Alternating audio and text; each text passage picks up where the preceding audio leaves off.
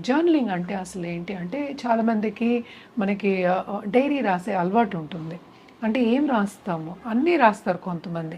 కానీ ఇదేంటంటే స్పెసిఫిక్‌గా మనం పాజిటివ్ స్టేట్మెంట్స్ ఎస్పెషల్లీ అఫర్మేషన్స్ అంటాం. అంటే అఫర్మేషన్స్ అంటే ఏంటి? పాజిటివ్ స్టేట్మెంట్స్ అన్నమాట. మంత్రం అన్నా అది పాజిటివ్ స్టేట్మెంటే. స్విచ్ వర్డ్ అన్నా పాజిటివ్ పాజిటివ్. స్టేట్మెంట్. సో, కానీ స్విచ్ వర్డ్స్‌లో, మంత్రాల్లో ఏంటంటే మనం సంకల్పం చేయకుండా మనం చెయ్యం. అంటే ఏంటి? మనకి ఏం కావాలో చెప్పుకోకుండా మనం చెయ్యం. అది మాటతో చెప్తాం. జర్నలింగ్ అంటే అది సంకల్పాన్ని మనం రాస్తాం. అంటే మన డిజైర్‌ని. మన సంకల్పం చెప్పుకున్నప్పుడు ఏమవుతుంది? నాకిది కావాలి అని మంత్ర సాధన చేస్తాం. అవును. ఒక పూజ చేస్తాం. అలాగే ఇది సంకల్పం అనుకుందాం.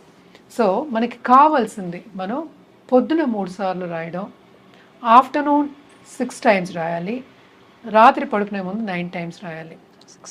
3, 6, and 9 ఇది మినిమం 11 డేస్, తర్వాత 21 డేస్